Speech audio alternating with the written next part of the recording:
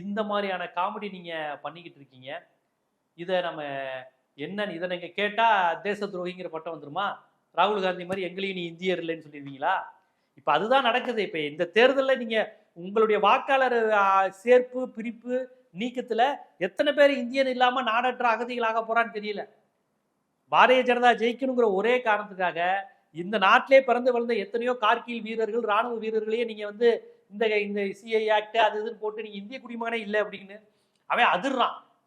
எங்க அப்பன் தாத்தாலாம் ராணுவத்துல உயிர் விட்ட வேண்டாம், அதெல்லாம் இருக்கட்டும். பட் இப்போ உள்ள இந்திய சிட்டிசன் ஆக்ட் படி நீங்க இந்தியர் கிடையாது. அப்புறம் தேர்தல் ஆணையம் உங்களை இந்தியராகவே அங்கீகரிக்கல. நீங்க தமிழரான எங்களுக்கு சந்தேகமா இருக்கு. இனிமே நம்ம இந்தியரா தமிழரா பீகாரியா மலையாளியான்னு தேர்தல் ஆணையம் அந்தந்த மூடுக்கு செலக்ட் பண்ணாதான் உண்டு. ஏன்னா அவங்க சில பேரை செலக்ட் பண்ண வேண்டியது இருக்கு போல. அதனால இங்க ஆல்ரெடி இருக்கிறவன் லக்கேஜை காலி பண்ணாதானே அங்க கொண்டு வந்து வைக்க முடியும். இதெல்லாம் என்ன கணக்குனே தெரியல. இதை நம்ம ஒரு காமெடியா பேசிக்கிட்டு இருக்கோம். ஆனா அது எவ்வளவு பெரிய ஆபத்து. அப்ப இப்படிதான் பீகார் எலெக்ஷன் நடத்த போறீங்க. பீகார் எலெக்ஷன் இப்படிதான் நடக்க போகுது. 107ஆம் நம்பர் வீடு இந்த டெக்னிக் தானா?